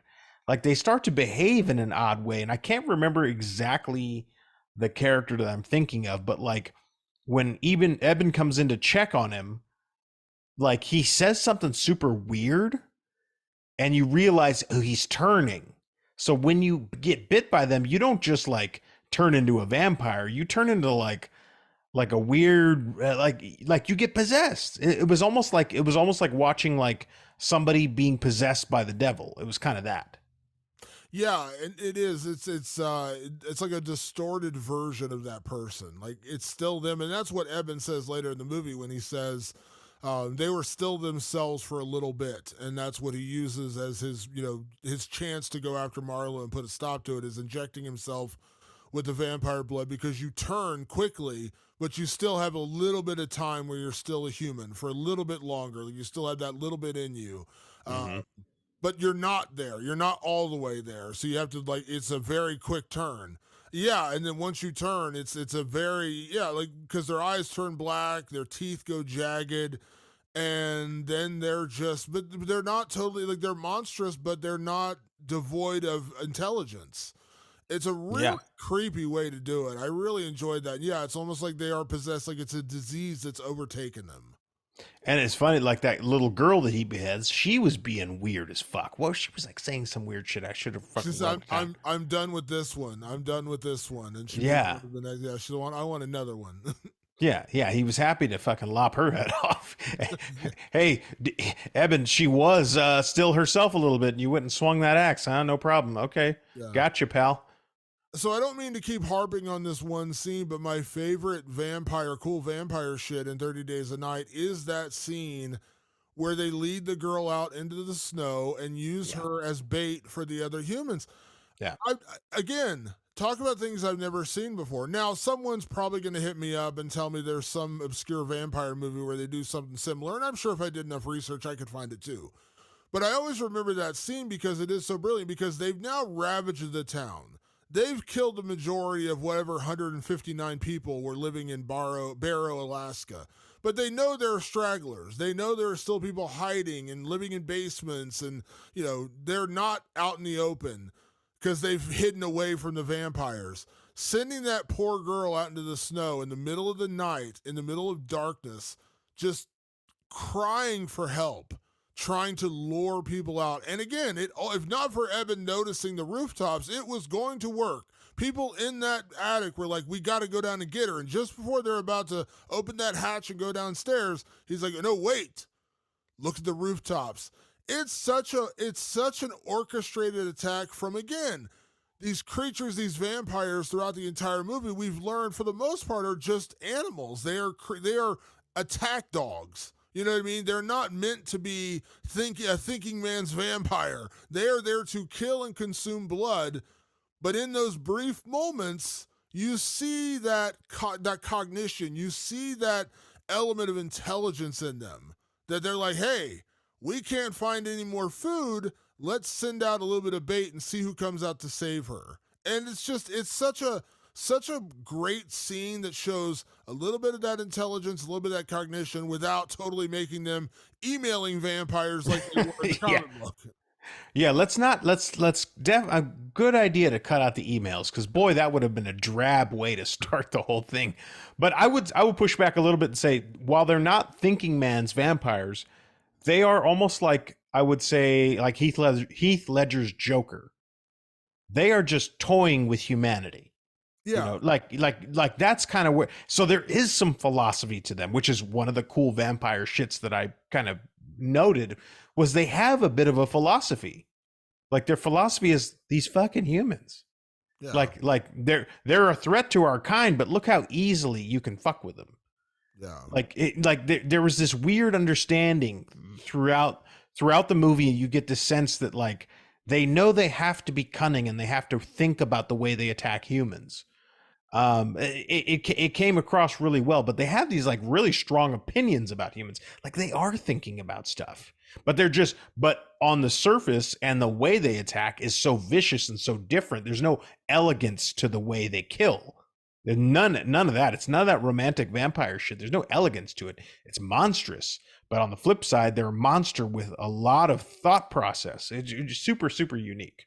And there's also a lot of cockiness and brashness that comes out in these vampires because for the first time maybe in their existence, they're no longer scared of when morning comes. Yeah, they have nothing. They can fuck with them for 30 days. They're brazen. They're totally brazen because they've got nothing to fear. Whatever they fear in their normal everyday lives as vampires, they fear nothing in this moment, and that makes them that much scarier because they're not worried what happens when the sun rises because there is no sunrise. That makes them that much scarier. Yeah, very cool shit.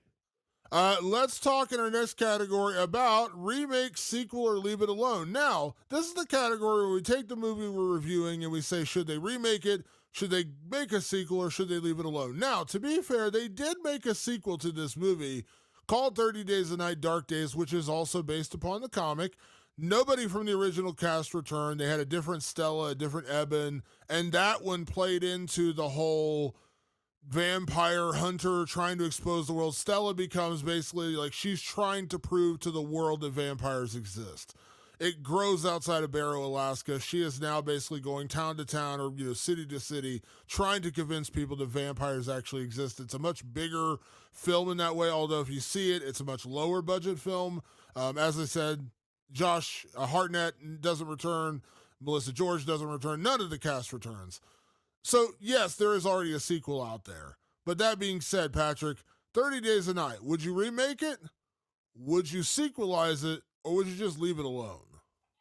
I would go the requel route, which is, what David Gordon Green did with Halloween in 2018, which is pretend like every sequel that we have, which we got the one, pretend that never existed. Let's take that original movie and let's build from that.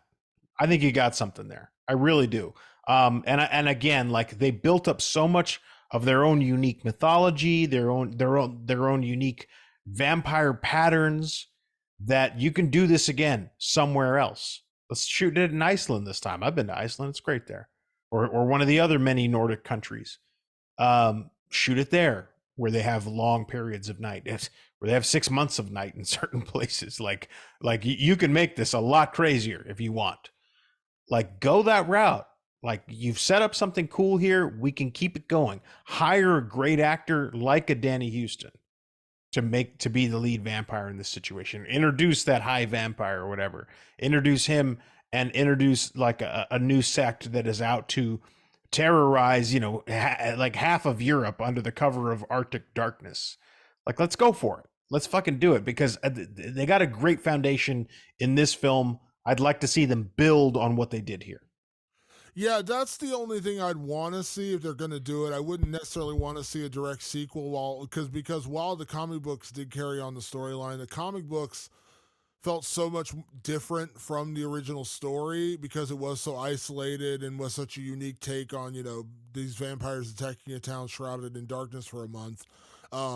When you expand the story, it just becomes like any other vampire story. They're hunting vampires. I mean, that's really what it becomes. And that I've seen that story. I'd never seen anything like 30 Days a Night before it happened. So your idea is the only way I'd want to see it.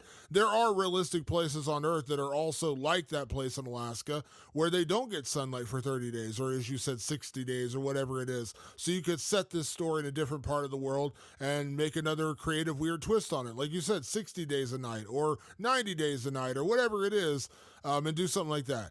But my honest answer here, while I think that's the only way I'd want to see it, my honest answer is leave it alone. Because while I do, like I said, this one switches up from the comic, and the elements it leaves out of the comic, like the vampire hunting people who go there to take pictures of the vampires to expose them, and the whole emailing vampires thing where they're basically trying to set up that these vampires are very calculated and they're going for a feast, and the big main vampire Vicente comes there to basically say, "You stupid fuck, you've ruined our secrecy, you've ruined our the way we've been hidden from humans for all these years, and now they're going to be after us again."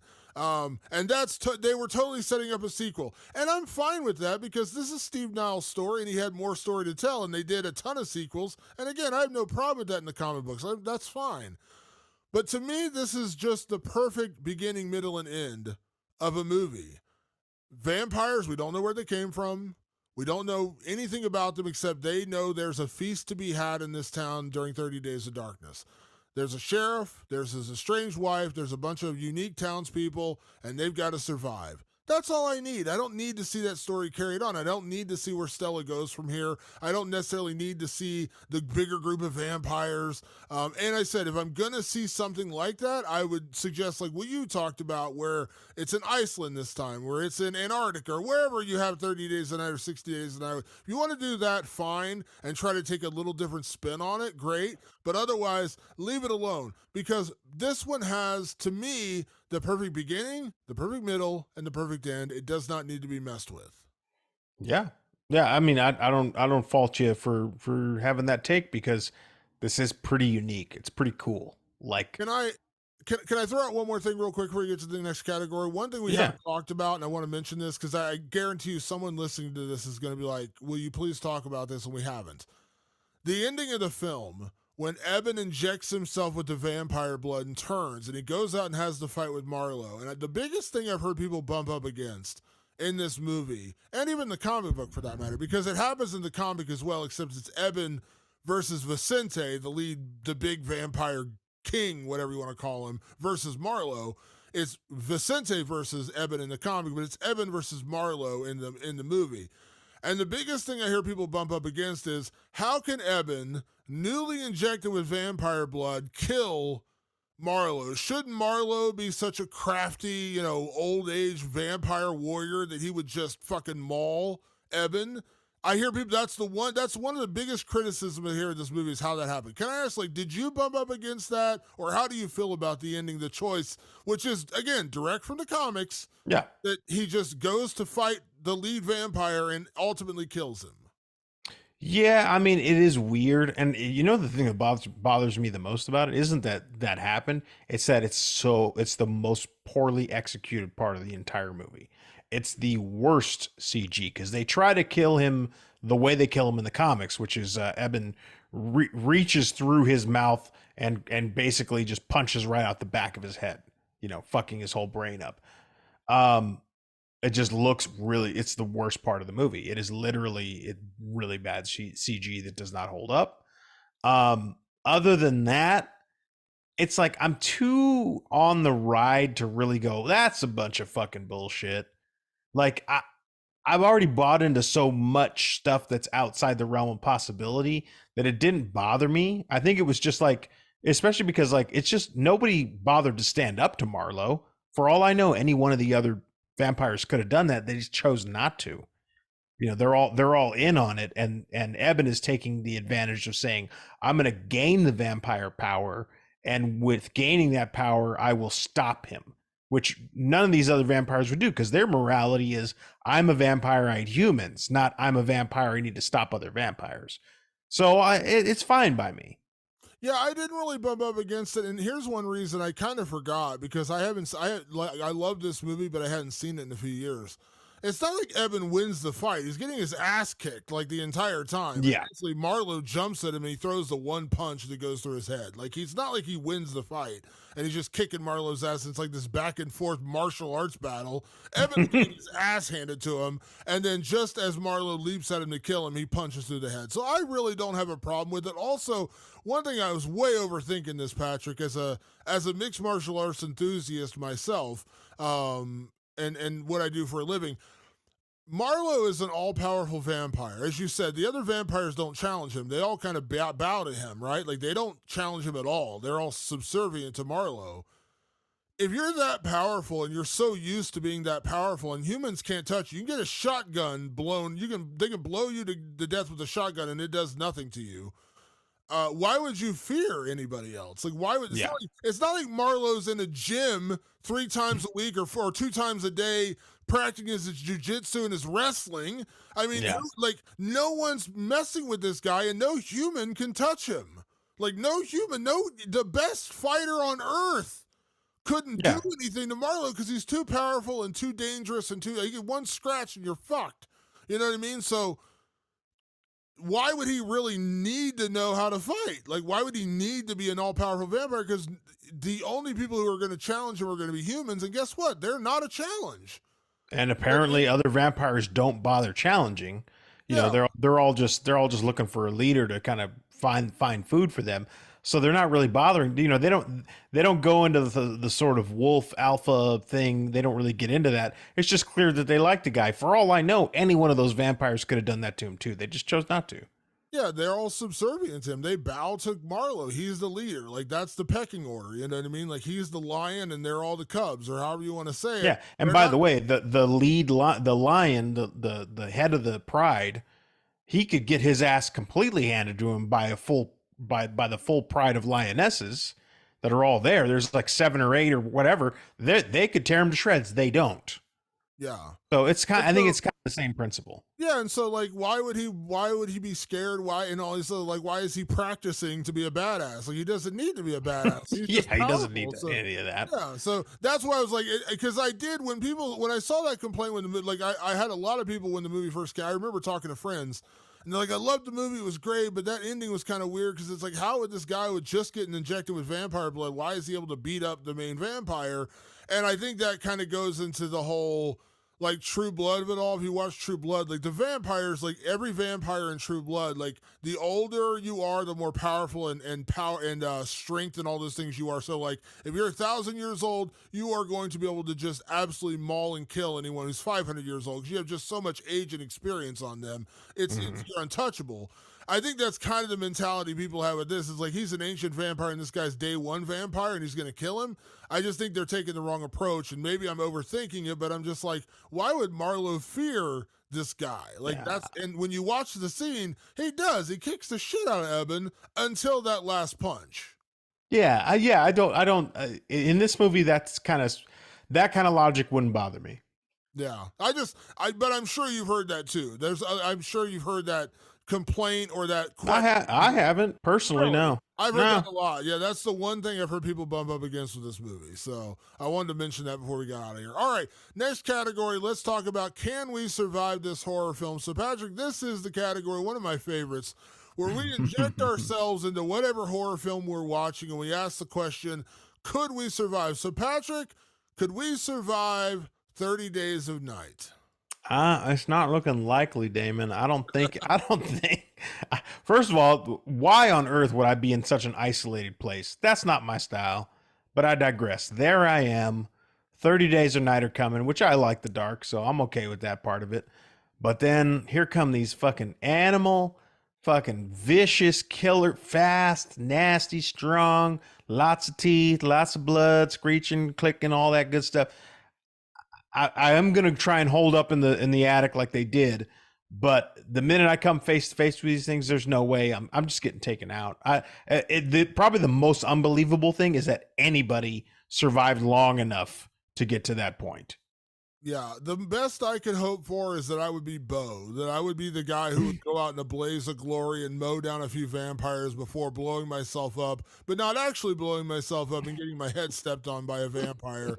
No, I'm not surviving this thing. Now, I will say, as you mentioned, I could deal with the 30 Days of Darkness. That actually doesn't bother me. I'm kind of a night owl anyways. It's the cold. You would never, I have zero desire to like hang out and live in Alaska. No offense. Like I understand people love it there and people who live there love it there. And I get that. And I like being isolated from time to time, but I'm not a cold person. Like I live in Ohio.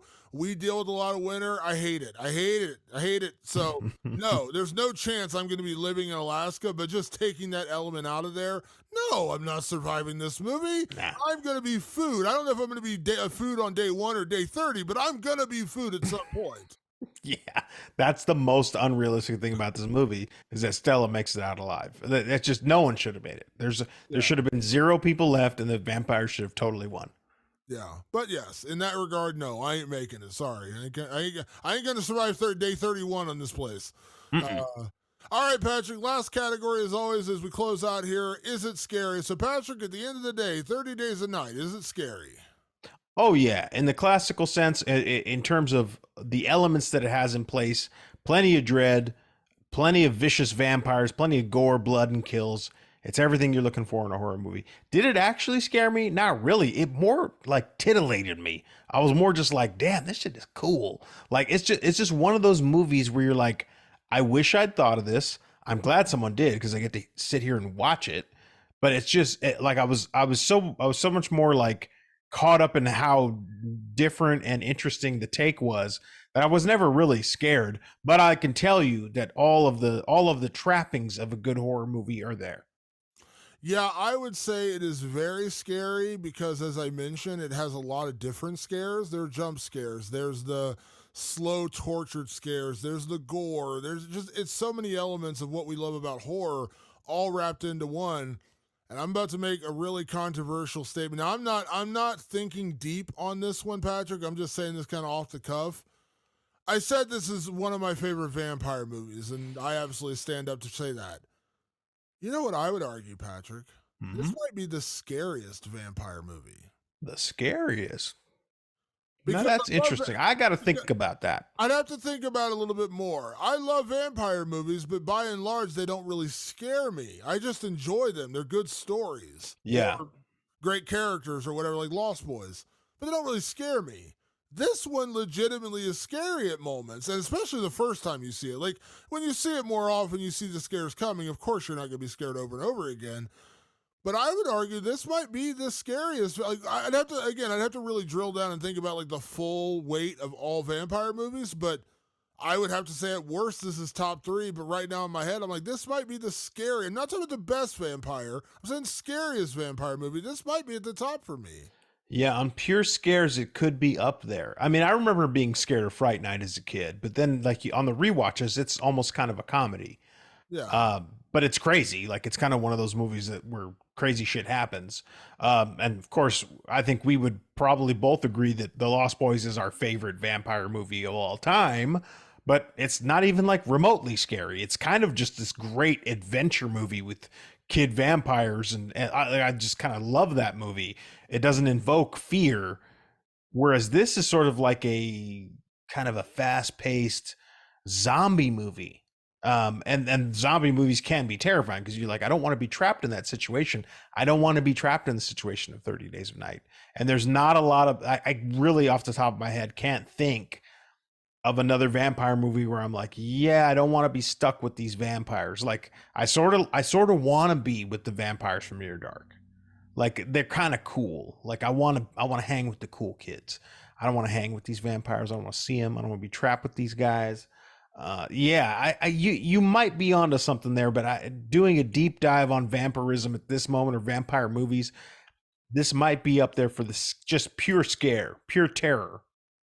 I agree. There we go. All right, folks, that is our episode for this week. We'll be back next week with more Rewind of the Living Dead. We do have some cool new movies coming up in September, of course, with The Nun 2 and Saw X or Saw 10 or however they're titling that movie. Two brand new movies and two big franchises, The Conjuring universe and, of course, Saw. So we'll have those coming up in September as well as their original movies. We're going to do The Nun, the original Nun, and we're also going to do Saw 2. Because the new Saw movie, Saw X, actually takes place between Saw 1, which we have reviewed in the past, and Saw 2. So we're going to kind of do the other part of the Saw universe and talk about Saw 2. So those are all coming up in September. As always, we appreciate everyone that tunes into the show each and every week here on the podcast. We appreciate it. Make sure you check us out on all your favorite podcast platforms, Apple Podcasts, Spotify, iHeartRadio, Amazon, Google, and of course our YouTube channel. We are growing subscribers over there. Please check out and subscribe to our YouTube channel. Just search Rewind of the Living Dead and you'll find us over there. Also, if you got questions, comments, movies you'd like us to review, or you want to tell us what actually is the scariest vampire movie of all time, send us an email at rotlivingdead@gmail.com. That's rotlivingdead@gmail.com. And you can also hit us up on all of our social media channels. Just search Rewind of the Living Dead on Twitter, on Facebook, or Instagram. Send us messages. Make sure you check us out on Instagram. We've been posting a lot of new content recently, so please check us out over there. And please subscribe to all those channels as well. And you can also send us messages on our own personal social media channels. I am at Damon Martin, and you are? At Director Patrick. And a big thank you, as always, for everyone that tunes in each and every week to the show. We'll be back next week with another installment of Rewind of the Living Dead. Thanks for tuning in. We'll see you then. Peace.